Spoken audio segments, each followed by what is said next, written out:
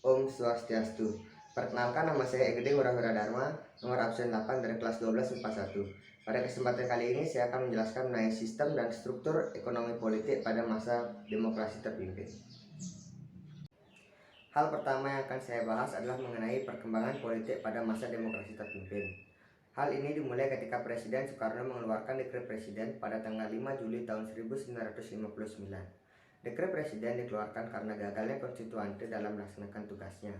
Pada tanggal 10 November tahun 1956, konstituante dilantik dengan tugas utama untuk merumuskan UUD yang baru menggantikan UUD-S tahun 1950. Karena pada saat itu terjadi gejolak di beberapa daerah, hingga tahun 1957, konstituante belum berhasil menyelesaikan tugasnya.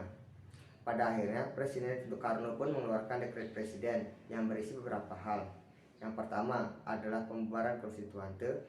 Yang kedua adalah tidak berlakunya UUD-S 1950 dan kembalinya berlaku UUD 1945.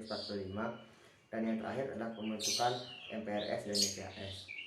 Adapun langkah-langkah yang dilakukan Presiden Soekarno untuk membuat kebijakan dalam negeri pada masa demokrasi terpimpin bisa kita lihat di sebelah kanan saya.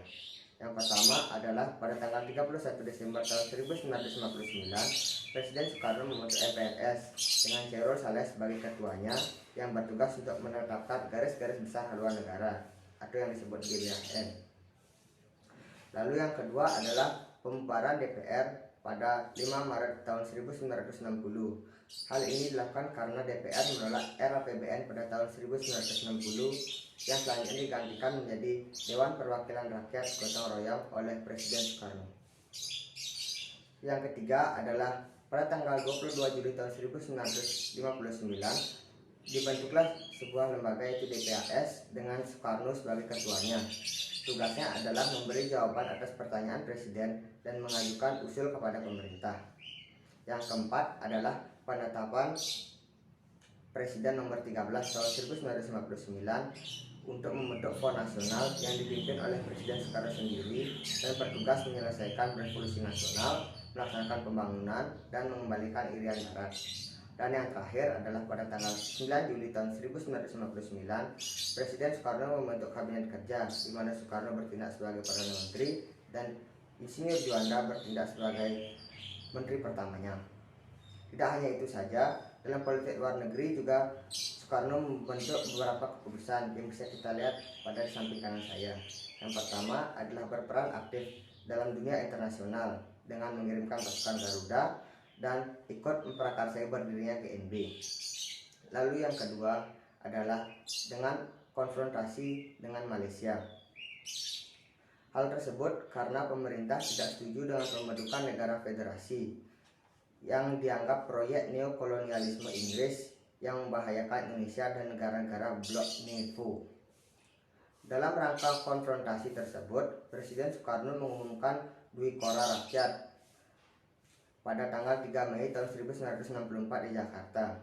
Isi Dwi Kora tersebut yaitu untuk memperhebat ketahanan revolusi Indonesia dan membantu perjuangan rakyat Malaysia untuk membebaskan diri dari neokolonialisme Inggris. Dan yang terakhir adalah keluarnya Indonesia dari keanggotaan PBB. Pada tanggal 7 Januari tahun 1965, dalam sebuah rapat umum anti pangkalan militer asing, Soekarno menyatakan bahwa Indonesia keluar dari PBB.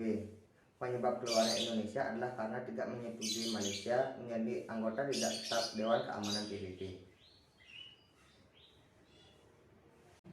Peristiwa besar yang terjadi pada masa demokrasi terpimpin adalah pembebasan Irian Barat kembali ke Indonesia. Latar belakang dari perjuangan ini adalah adanya perbedaan penafsiran antara Indonesia dan Belanda dari hasil konferensi meja bundar yang diselenggarakan di Den Haag, Belanda. Bangsa Indonesia menafsirkan bahwa Belanda akan menyerahkan Irian Barat kepada Indonesia, tetapi ternyata Belanda menafsirkan hanya akan merundingkan masalah Irian Barat dan bukan diserahkan ke Republik Indonesia. Dalam menghadapi masalah Irian Barat, Indonesia menempuh 3 bentuk perjuangan. Yang pertama adalah perjuangan diplomasi. Dalam melakukan perjuangan diplomasi dilakukan melalui 2 tahap. Tahap pertama adalah Indonesia berupaya melakukan diplomasi bilateral dengan berunding langsung dengan pihak Belanda. tetapi usaha ini selalu mengalami kegagalan. Lalu, usaha yang kedua adalah Indonesia membawa masalah Irian Barat ke sidang Majelis Umum PBB. Pada sidang Majelis Umum PBB, Belanda meyakinkan PBB bahwa masalah Irian Barat adalah masalah bilateral antara Indonesia dan Belanda. Pernyataan Belanda tersebut mendapatkan dukungan dari Eropa Barat, terutama anggota NATO. Akibatnya, resolusi pengembalian Irian Barat kembali gagal pada Indonesia. Yang kedua adalah melalui konfrontasi ekonomi dan politik. Karena perjuangan diplomasi tidak membawakan hasil, Indonesia akhirnya meningkatkan perjuangannya dalam bentuk konfrontasi ekonomi dan politik. Konfrontasi ekonomi dilakukan dengan pengambil alihan perusahaan-perusahaan milik Belanda dan perusahaan-perusahaan ekonomi yang dimiliki oleh Belanda di Indonesia. Dan cara terakhir adalah cara ketiga, yaitu dengan konfrontasi militer. Pada tanggal 19 Desember tahun 1991, Soekarno mengumumkan Tri Komando Rakyat. Peristiwa ini menandai dimulainya konfrontasi militer terhadap Belanda. Pada tanggal 11 Januari pada tahun 1962, untuk melaksanakan Trikora, Presiden Soekarno membentuk Mandala Pembebasan Irian Barat yang berkedudukan di Makassar. Sebelum Komando Mandala dilakukan, terlebih dahulu dilakukan penyusupan ke Irian Barat. Pada tanggal 15 Januari tahun 1962 terjadi pertempuran di Laut Aru. Operasi-operasi yang dilancarkan Komando Mandala dibagi menjadi 3 fase. Fase pertama yaitu fase infiltrasi, yaitu fase memasukkan beberapa kompi untuk menyatakan daerah tersebut bebas secara de facto. Yang fase kedua adalah fase eksploitasi, yaitu mengadakan serangan terbuka kepada militer lawan dan menduduki pos pertahanan musuh.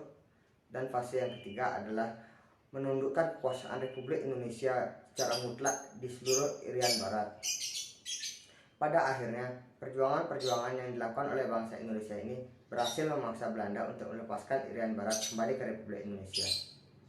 Oleh karena itu, pada tanggal 15 Agustus tahun 1962, berhasil ditandatangani sebuah keputusan di New York yang disebut juga New York Agreement oleh pihak Republik Indonesia dan Belanda yang disajikan oleh Sekjen PBB.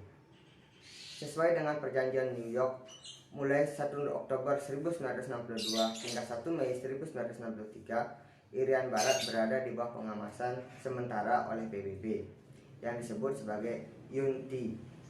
Dan secara resmi pada tanggal 31 Desember tahun 1963, PBB menyerahkan Irian Barat kembali kepada pemerintah Republik Indonesia. Untuk selanjutnya adalah perkembangan ekonomi pada masa demokrasi terpimpin. Untuk merencanakan perekonomian nasional, Presiden membentuk Dewan Perancang Nasional pada Agustus tahun 1969.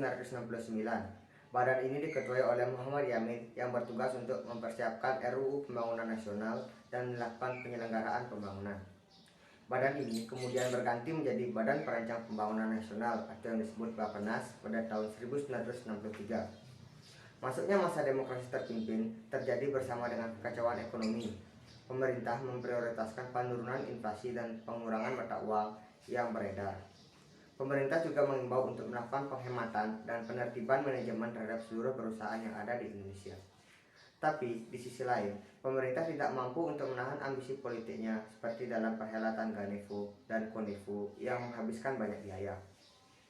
Di sisi lain juga konfrontasi Malaysia dan pembebasan Irian Barat kepada Indonesia menghabiskan banyak anggaran karena Indonesia harus membeli banyak alat-alat militer dari Uni Soviet. Untuk mengatasi hal tersebut, pemerintah pada tanggal 28 Maret tahun 1963 mengeluarkan landasan baru bagi perbaikan ekonomi secara menyeluruh, yaitu mengeluarkan deklarasi ekonomi yang disebut DEKON. Tujuan dari dibentuknya DEKON adalah menciptakan ekonomi yang bersifat nasional, demokratis dari sisa-sisa imperialisme untuk mencapai tahap ekonomi sosial Indonesia dengan cara terpimpin. Namun, langkah-langkah yang dilakukan pemerintah untuk memperbaiki ekonomi ini tetap saja mengalami kegagalan. Baiklah, demikian yang dapat saya sampaikan. Saya mohon maaf apabila ada kesalahan kata ataupun perbuatan. Akhir kata, saya tutup dengan Parama Santi. Om Santi Santi Santi Om.